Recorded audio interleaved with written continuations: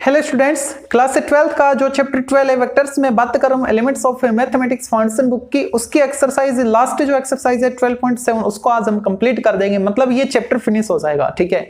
तो इसके कुछ क्वेश्चंस बाकी थे और ये क्वेश्चंस 13 से हम स्टार्ट कर रहे हैं, 12 तक हमने कंप्लीट कर लिए थे। लेक्चर 3 है ये, ठीक है।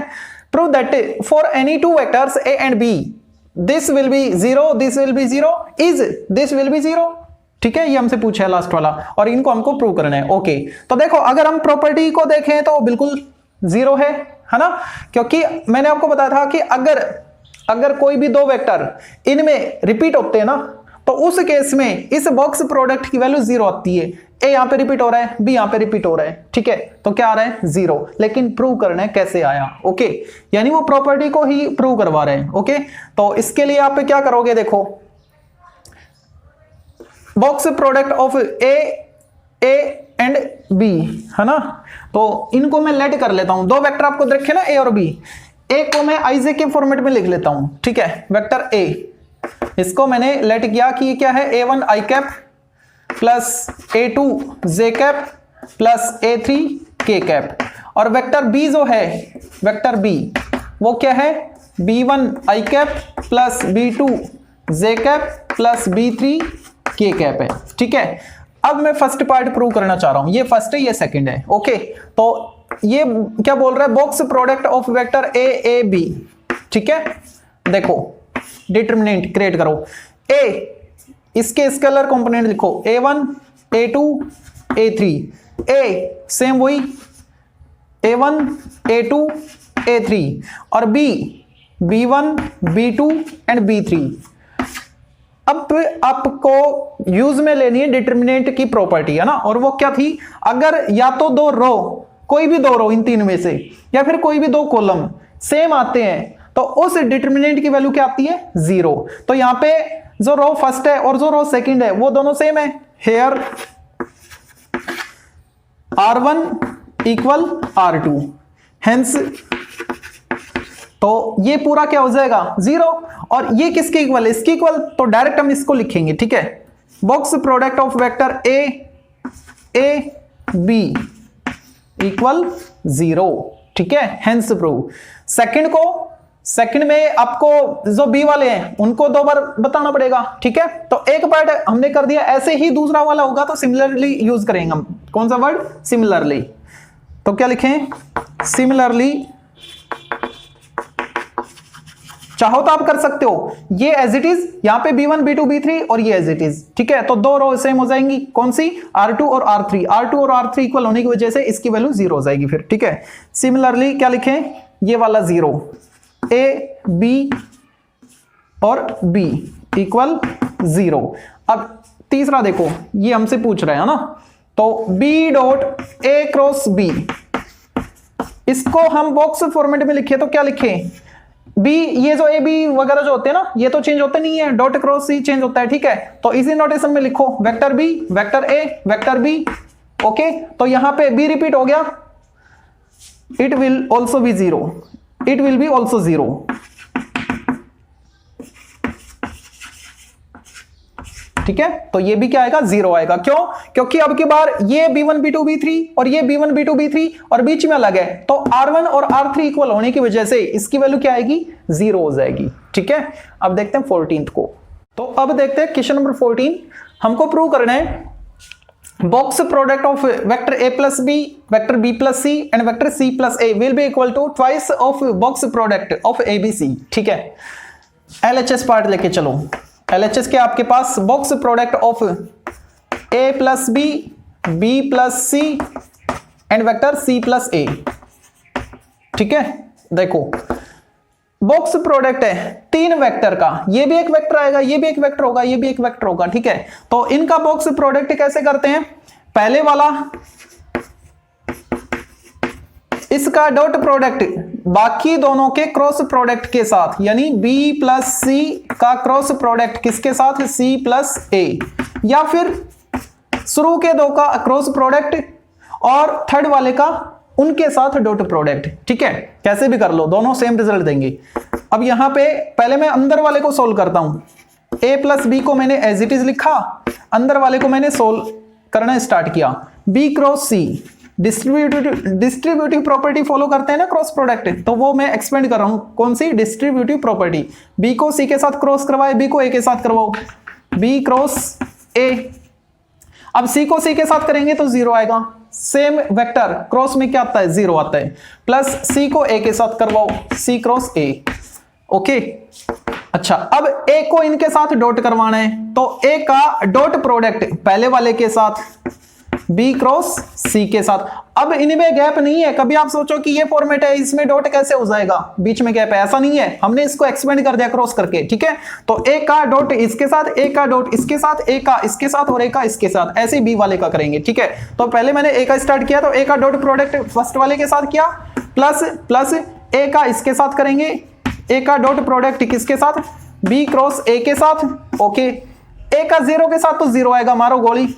A का करेंगे अब लास्ट वाले के साथ, C क्रॉस A के साथ। ठीक है, डॉट प्रोडक्ट है ये। ओके, अब B का करेंगे प्लस B का डॉट प्रोडक्ट किसके साथ, B क्रॉस C के साथ, B का इनके साथ, B dot B cross A, 0 के साथ करेंगे तो 0, B का डॉट प्रोडक्ट लास्ट वाले के साथ C क्रॉस A के साथ करेंगे अब। ठीक है, देखो A dot B cross C, box ABC बन गया ना, बॉक्स ABC।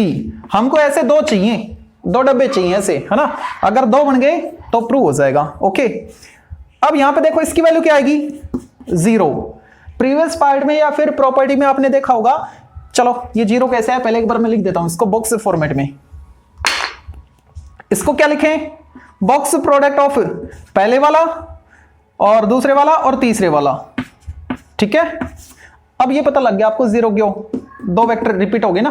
ठीक है, ये क्या आएगा बॉक्स फॉर्मेट में, पहले वाला, दूसरे वाला C और तीसरे वाला A। ठीक है, प्लस यहां से क्या मिलेगा, पहले वाला B और दूसरे वाला B और तीसरे वाला C, और यहां से क्या मिलेगा, पहले वाला B, बॉक्स की बात कर रहा हूं मैं, बॉक्स प्रोडक्ट करवा रहा हूं इनका, तो पहले वाला B, दूसरे वाला B और तीसरे वाला A, और लास्ट में क्या आएगा, BCA, BCA बॉक्स के अंदर। ठीक है, अच्छा अब देखो ये क्या है, ABC। ओके, ये क्या 0, क्यों 0 रिपीट हो गए, ये क्या 0 रिपीट हो गए, 0 0 ये बचा, ये दो हमारे पास बाकी बचे हुए हैं। तो ABC जैसे मेरे को दो चाहिए, है ना, और यहां पे क्या है, साइक्लिक परमुटेशन। साइक्लिक परमुटेशन होने से इसकी वैल्यू और इसकी वैल्यू सेम ही रहेगी, कोई चेंजमेंट होता नहीं है। ठीक है, सेम माना जाता है। साइक्लिक परमुटेशन का मतलब है कि इसको उठाकर BC को आगे खिसका दिया, A को पीछे बिठा दिया। ठीक है, हम ये भी कर सकते हैं, यहाँ पे B को पीछे बिठा दे और CA को आगे खिसका दे, तो सारी वैल्यू इसकी इक्वली मानी जाएंगी। ठीक है, तो ये और ये सेम हो गया, रीजन साइक्लिक परमुटेशन। ओके, तो इस वजह से ये दोनों सेम हो गए, और ये दोनों सेम हो गए तो डबल हो गया ना इसका, तो क्या लिखेंगे, twice of vector A, vector B, vector C, और यही क्या था, RHS, हेंस प्रूव। तो अब देखते हैं क्वेश्चन नंबर 15। हमको प्रूव करना है तीन वेक्टर ABC के लिए, क्या प्रूव करना है कि A minus B, B minus C और C माइनस A, ये जो भी तीन वेक्टर्स हैं ये कोप्लेनर होंगे। कोप्लेनर होने का मतलब क्या है कि इनका जो बॉक्स प्रोडक्ट है ना इन तीनों का, वो 0 आ जाना चाहिए। ठीक है, ओके, तो इनका बॉक्स प्रोडक्ट हम फाइंड करते हैं, अगर वो 0 आ गया तो प्रूव हो जाएगा। किस किस का, इसका, इसका और इसका। तो थोड़ा गैप करके दूसरे वाले को लिखेंगे B माइनस C, और गैप करके ही लिखेंगे C माइनस A को। ठीक है, अब देखो इसको सोल्व कैसे करते हैं, A dot B cross C format से ना, तो पहले वाला लिखो, फिर आप सोचोगे सर हर क्वेश्चन को A dot B cross C से करवा रहे हैं, तो A cross B dot C से कर लेते हैं, एक ही बात है। देखो अब की बार मैं शुरू के दो का क्रॉस कर रहा हूं। ठीक है, A minus B cross B minus C, okay. और इसका डॉट प्रोडक्ट किसके साथ, तीसरे वाले के साथ, सी माइनस ए के साथ, vector C minus vector A के साथ, ठीक है। तो क्रॉस करो इनका, ए का बी के साथ cross product A cross B, A का सी के साथ माइनस है, माइनस ए का सी के साथ A cross C. Distributive property को फॉलो करें, माइनस बी क्रॉस बी 0 हो गया, minus minus plus B cross C हो गया, ठीक है। और इसका डॉट प्रोडक्ट किसके साथ, सी माइनस ए के साथ, ओके।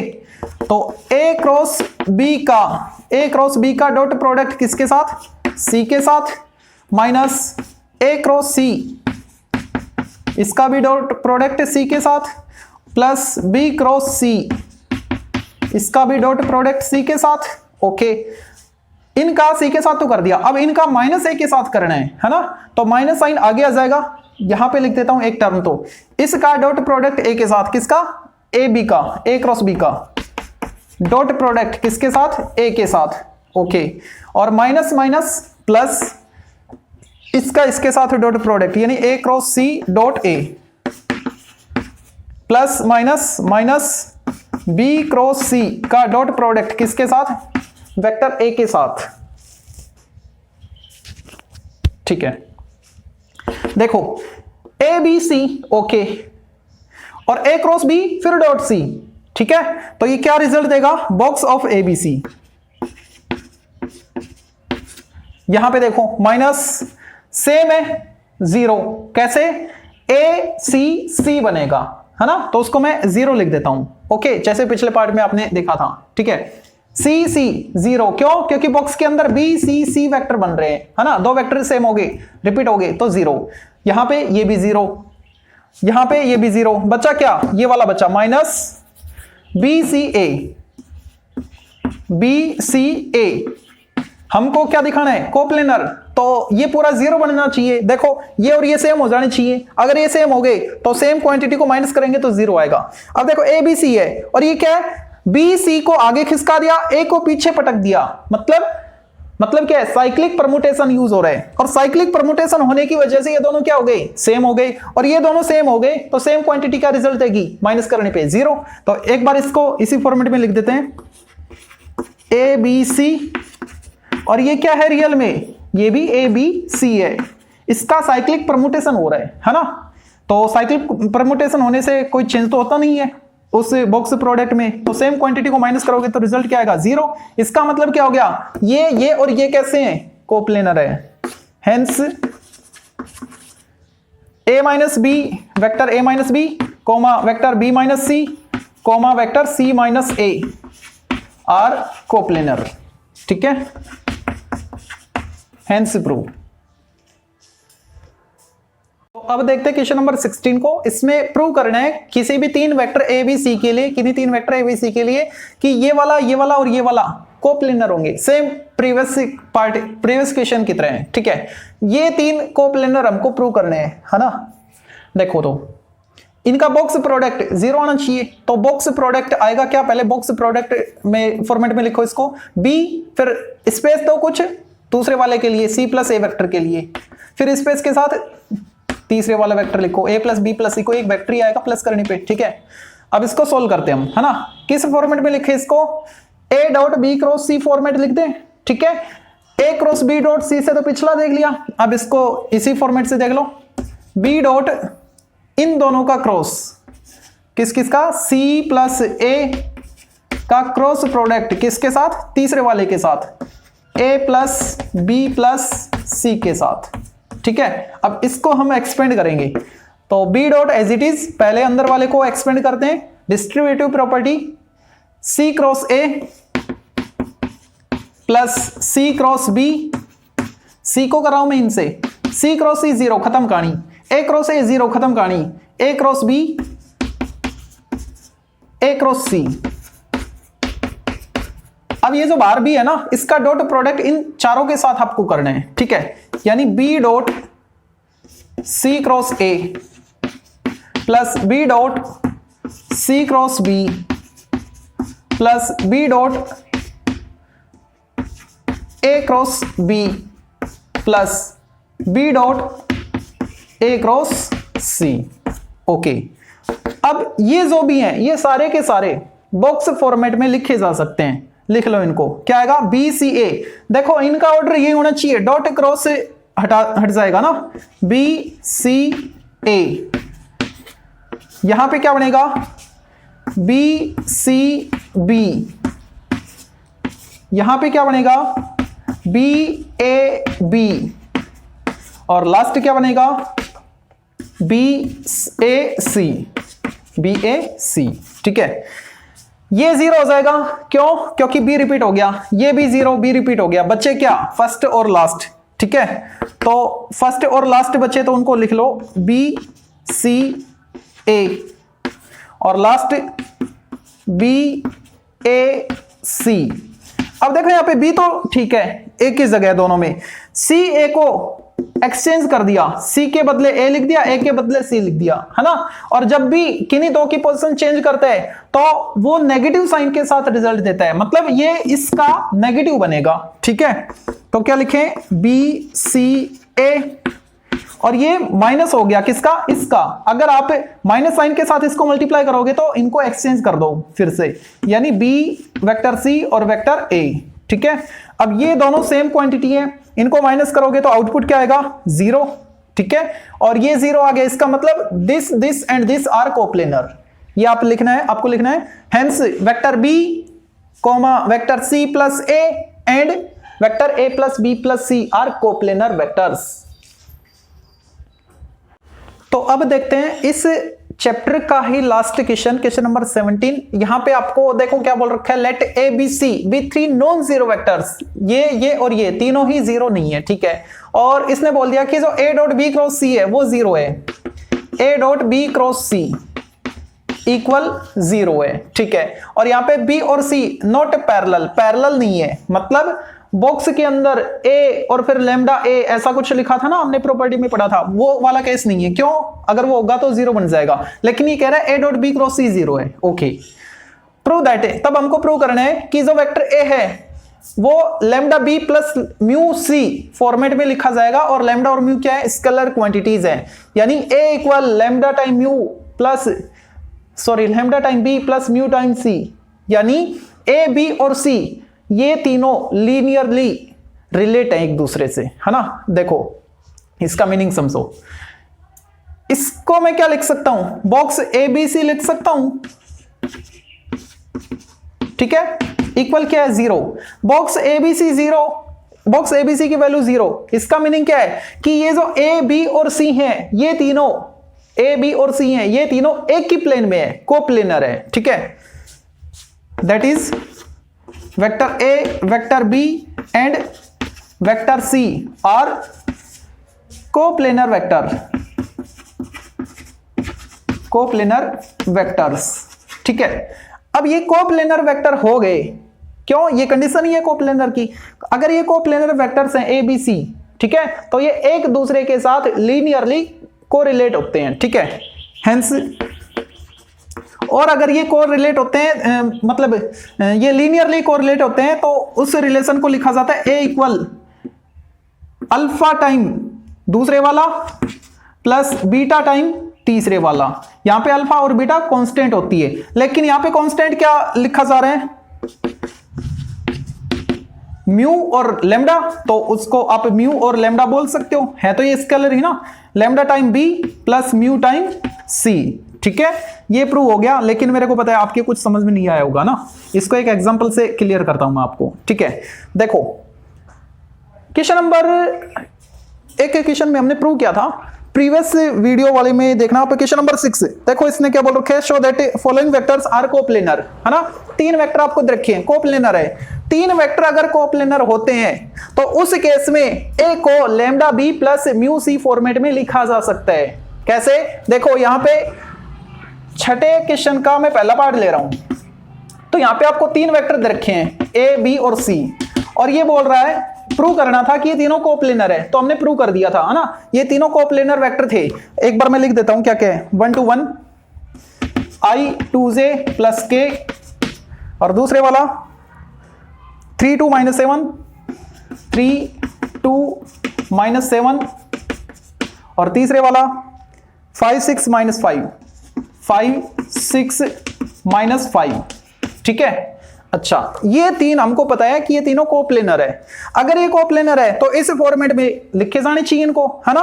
तो यहां पे देखो बी और सी इनके फॉर्मेट में ए आपको मिलना चाहिए, ठीक है। तो क्या कर सकते हैं, देखो अगर मैं इनको माइनस कर दूं, सी में से बी को माइनस कर दूं तो 2i, इसमें से इसको माइनस करूं 4j, इसमें से इसको माइनस करूं 2k, यानी इसका डबल आ रहा है। देखो अगर मैं c माइनस बी करता हूं तो c माइनस बी करने पर क्या आएगा, 2i 4j और 2k, तो तीनों से मैंने 2 कॉमन ले लिया तो बचेगा क्या, i 2j 4k, ठीक है। आएगा तो अंदर 2i 4j और 2k, लेकिन मैंने 2 कॉमन ले लिया अंदर से, ठीक है। अंदर से कॉमन ले लिया तो यही तो क्वांटिटी बचेंगी। अच्छा, तो ये क्या है 2 और ये पूरा क्या बन गया a, वेक्टर a का डबल हो गया, और ये 2 मैं इधर भेज दूं तो क्या हो जाएगा, माइनस वेक्टर b/2 और प्लस वेक्टर c/2 लिख सकते हैं इसको। 2 से मैंने सेपरेट डिवाइड कर दिया, तो ये जो a है इस फॉर्मेट में लिखा गया ना, lambda times b plus mu times c, और यहां पे जो लैम्डा है वो क्या है, b का कोफिशिएंट स्केलर जो क्वांटिटी है -1/2, और म्यू क्या है यहाँ पे 1/2, और यहाँ पे लैम्डा और म्यू किसको बता रहा था, स्केलर क्वांटिटी को बता रहा था, ठीक है। तो a equal lambda b plus mu c format में बताओ आया कि नहीं आया, आ गया ना। ओके, तो आपको ये कंडीशन ध्यान रखनी है, अगर तीन वेक्टर कोप्लेनर होते हैं तो वो तीनों एक दूसरे के साथ लीनियरली कोरिलेट होते हैं, ठीक है। मतलब a equal lambda b plus mu c format में लिखा जा सकता है, ठीक है। तो ये था क्वेश्चन नंबर 17। इसी के साथ आपका चैप्टर कंप्लीट, और मेरा भी जो चौक का डब्बा था वो भी पूरी तरह से खाली हो गया, रित गया, ये छोटा सा पीस बचा है बस, ठीक है। तो इसको भी संभाल के रखना चाहिए, ऐसे फेंकना नहीं चाहिए, पता नहीं किस काम आ जाए, ठीक है। अच्छा, बस और कुछ नहीं।